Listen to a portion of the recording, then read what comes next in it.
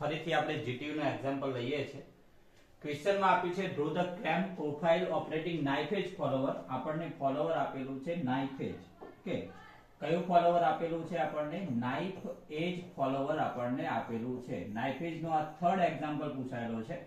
From following data follower to move out through distance 40 mm એટલે કે s બરાબર 40 mm આઉટવર્ડ્સ angle theta o તમને આપેલો છે 100 ડિગ્રી। કેટલો આપેલો છે? 100 ડિગ્રી।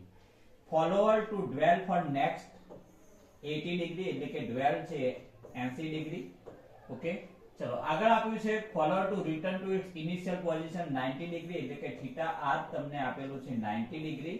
ઓકે, અને follower to dwell for remaining એટલે બાકીનો જે એંગલ વધ્યો છે 180 અને 90 270 એટલે કે જે 90 ડિગ્રી બાકીનો વધ્યો છે એ ડ્વેલ હશે રિમેનિંગ। કેમ્પ શાફ્ટ રોટેટ તમને સ્પીડ આપેલી છે અને સ્પીડ આપેલી છે આપણને 900 rpm। Okay, 900 rpm। The minimum radius of camp એટલે કે આપણી જે બેઝ સર્કલની રેડિયસ છે એ મિનિમમ રેડિયસ 50 mm તમને આપેલી છે। End line of follower is offset. અહીંયા ફોલોવર ઓફસેટ આપેલું છે એટલે ઓફસેટ નો એક્ઝામ્પલ થાય છે અહીંયા 15 mm ઓફસેટ આપેલું છે from axis of shaft and displacement to take place with uniform acceleration and retardation both inward and outward એટલે કે આઉટવર્ડ માટે અને રિટર્ન માટે બંને માટે આપણે મોશન કઈ લેવાની છે? તો બંને માટે મોશન આપણે લેવાની છે યુનિફોર્મ એક્સેલરેશન એન્ડ રિટાર્ડેશન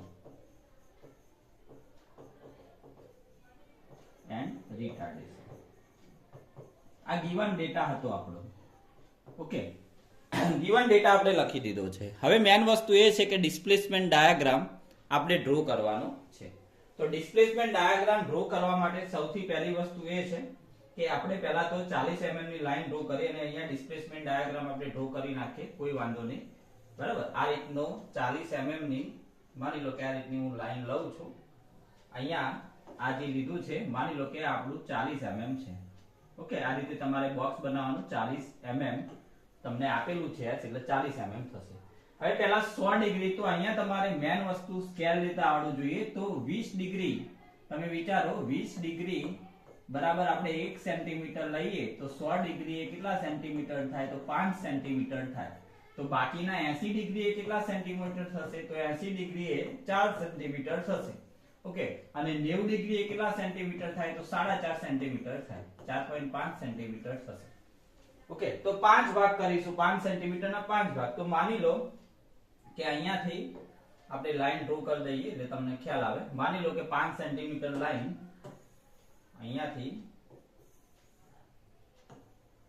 ચલો 5 સેન્ટીમીટર લાઈન હું અહીંયા સુધી લઉં છું, આ 5 સેન્ટીમીટર લાઈન। પછી એના પછી 80 ડિગ્રી છે, 80 ડિગ્રી ડ્વેલ 4 સેન્ટીમીટર લઈએ આપણે, આ 4 સેન્ટીમીટર, સોરી આ 4 સેન્ટીમીટર, અને ફરીથી પાછું 4.5 સેન્ટીમીટર એટલે કે આટલું 4.5 સેન્ટીમીટર ને આગળનું ડ્વેલ હશે। ઓકે, આગળનું શું હશે? ડ્વેલ હશે। એટલે હું અહીંયા લખી દઉં છું, ધ્યાન આપો કે આ જે છે તમારો આ આપણો થીટા ઓ છે, થીટા ઓ, અને એ કેટલું છે?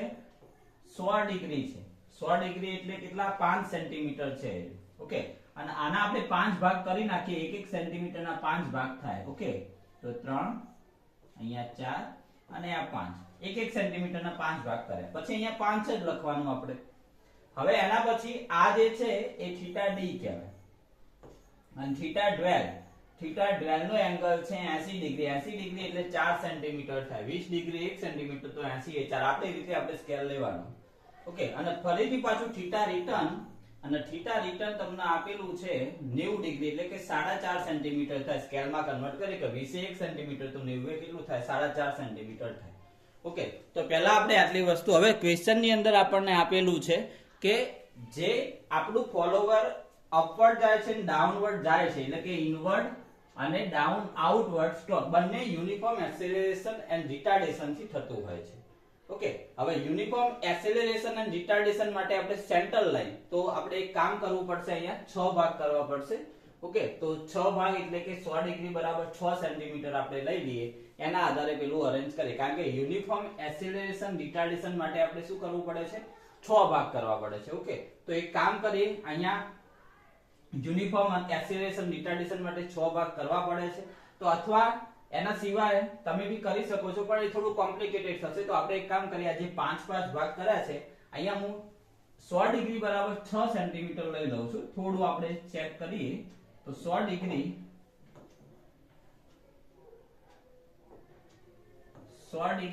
બરાબર આપણે 6 સેન્ટીમીટર લઈ લઈએ. ઓકે, તો 80 ડિગ્રી એ કેટલા સેન્ટીમીટર થશે? તો 80 ડિગ્રી એ તમે વિચારો 100 ડિગ્રી એ 6 સેન્ટીમીટર છે, એનો મતલબ શું થાય કે તમારું 10 ડિગ્રી 100 ડિગ્રી એ 6 સેન્ટીમીટર, તો 80 ડિગ્રી એ કેટલા થાય?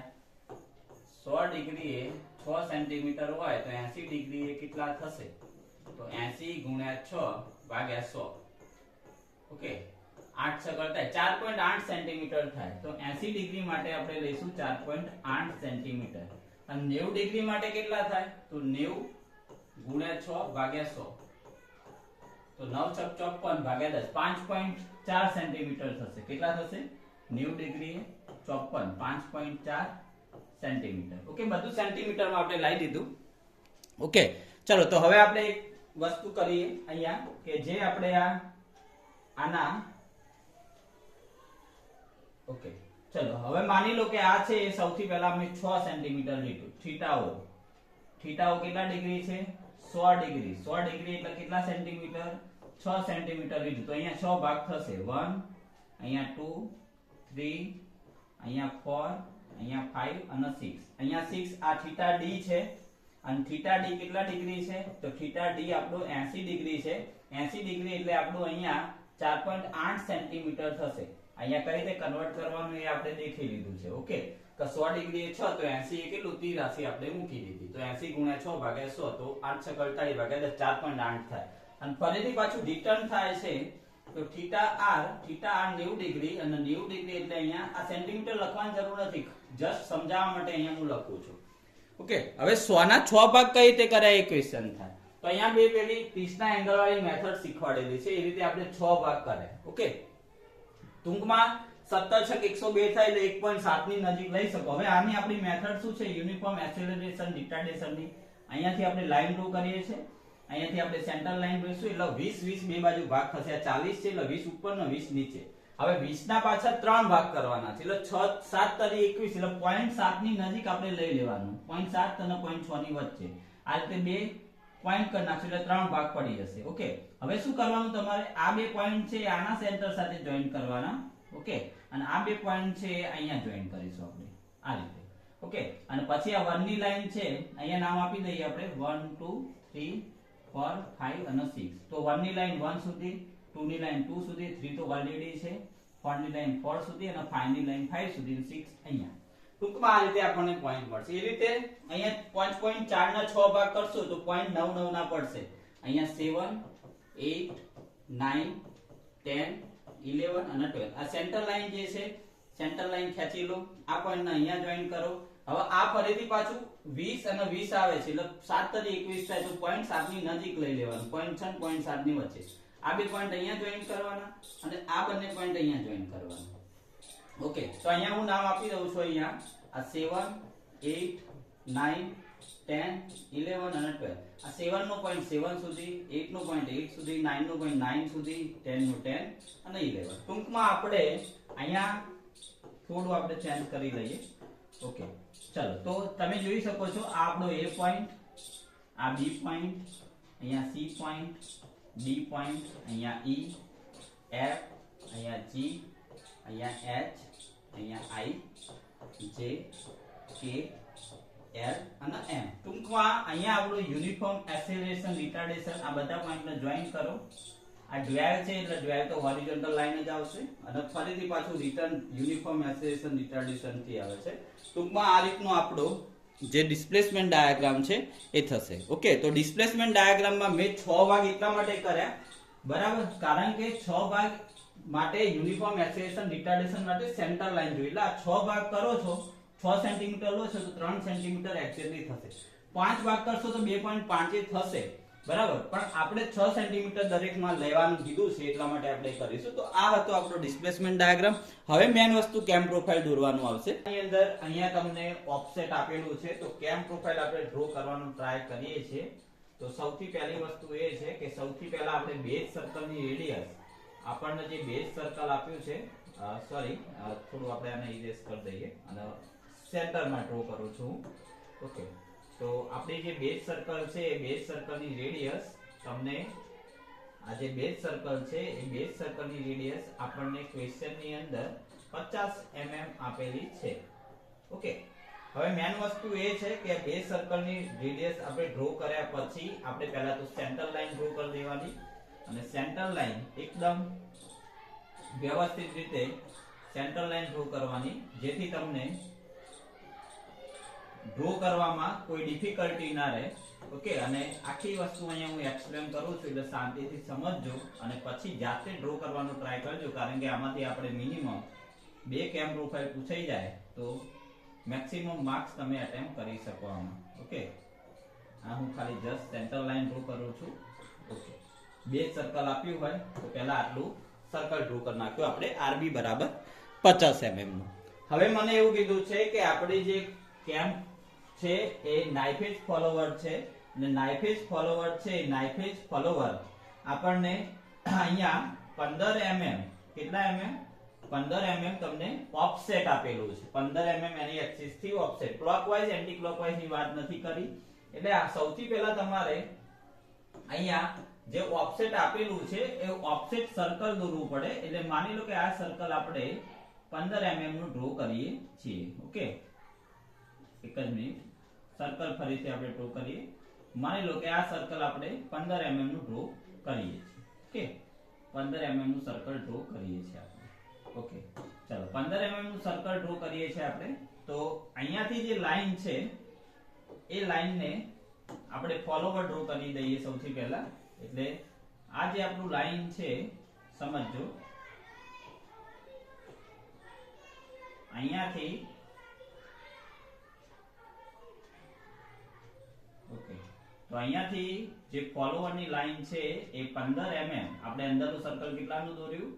15 mm નું ડ્રો કર્યું છે. એટલે અહીંયાથી આ 15 mm દૂર અહીંયા આપણે નાઇફ એજ ફોલોવર ડ્રો કરીશું. ઓકે, આગળ બી આપણે ઓફસેટ વાળો દાખલો ગણ્યો છે, અહીંયા લખી દેવાનું. આ જે છે એ ગાઈડ્સ છે અને અંદર જે આપેલું છે એ આપણું નાઇફ એજ ફોલોવર છે. નાઇફ એજ ફોલોવર છે. ઓકે, હવે ડ્રો કઈ રીતે કરવાનું મેં તમને સમજાયેલું છે કે સૌથી પહેલા 100 ડિગ્રી છે તો 100 ડિગ્રીના આપણે 6 ભાગ કરીશું. હવે 100 ભાગે તમે 6 ભાગ કરવા હશે તમારે તો તમે દેખશો તો 16 છક 96 એટલે 16 પોઈન્ટ સમથિંગ આવશે. એટલે 16 ની નજીકનો એંગલ તમે લખી શકો છો. તો સૌથી પહેલા અંદરના સર્કલના 6 ભાગ કરવાના. સૌથી પહેલા જો 100 ડિગ્રી એટલે કે અહીંયા સુધી આવશે આપણું થીટાઓ. એના પછી કઈ 80 ડિગ્રી છે, 100 ને 80 180 ડિગ્રી થશે. એટલે 100 અને 80 એટલે બીજો જે ડ્વેલ વાળો છે એ અહીંયા સુધી આવશે. અને એના પછી 90 ડિગ્રી છે, 90 ડિગ્રી અહીંયા સુધી આવશે. ટૂંકમાં આના 6 ભાગ કરવાના એટલે કે આપણે 1, અહીંયા 2, કેટલા આવશે? 16 પોઈન્ટ સમથિંગ ના ભાગ આવશે. 4, 5 અને 6. 80 ના તો કોઈ ભાગ કરવાના નથી. પછી પાછા 90 ના 6 ભાગ કરવાના એટલે 15 છક 90, 15 ડિગ્રી ના થઈ જશે. 7, 8, 9, અહીંયા 10 અને 11 અને અહીંયા 12 આ રીતે આવશે. હવે આપણે નાના સર્કલના ભાગ આપણે આ એક્સિસ થી કર્યા, પ્લસ x એક્સિસ થી કર્યા છે. ઓકે, અને હવે મેન વસ્તુ એ છે કે હવે આપણે મોટા સર્કલના ભાગ કરવાના છે. અને મોટા સર્કલના ભાગ કરવા માટે આપણી જે બેઝ લાઈન છે આપણે હવે એરી લેવાની છે. આ જે લાઈન છે ત્યાંથી આપણે બેઝ લાઈન લેવાની છે. ઓકે, તો અહીંયાથી તમારે સૌથી પહેલા 100 ડિગ્રી લેવાનું. તો માની લો કે 100 ડિગ્રી છે એ જ્યાં બી આવતું હોય તમારું, માની લો કે અહીંયાથી તમે 100 ડિગ્રી માપો છો અને અહીંયા સુધી આવે છે તમારું 100 ડિગ્રી. ત્યાંથી 80 માપો છો તો માની લો કે અહીંયા સુધી તમારું આવે છે 80 ડિગ્રી. અને ત્યાંથી 90 માપો છો તો માની લો કે અહીંયા સુધી 90 આવે છે. એટલે કહેવાનો મતલબ શું છે કે આ આપણો થીટા ઓ થશે, કેટલા? 100 ડિગ્રી. ઓકે, આ છે એ તમારો થીટા ડી છે જે તમને 80 ડિગ્રી આપેલો છે ક્વેશ્ચનમાં, અહીંયાથી 80 ડિગ્રી. અને આ છે એ થીટા આર છે જે તમને ક્વેશ્ચનમાં 90 ડિગ્રી આપેલો છે. ઓકે, તો નાના સર્કલના બી આપણે 6 ભાગ કર્યા છે પણ એ પ્લસ x એક્સિસ થી કર્યા છે. 6 પછી 12 પછી 6. એ રીતે મોટા સર્કલના બી 6 ભાગ કરવા હોય તો 100 ડિગ્રીના 16 પોઈન્ટ સમથિંગ આવશે.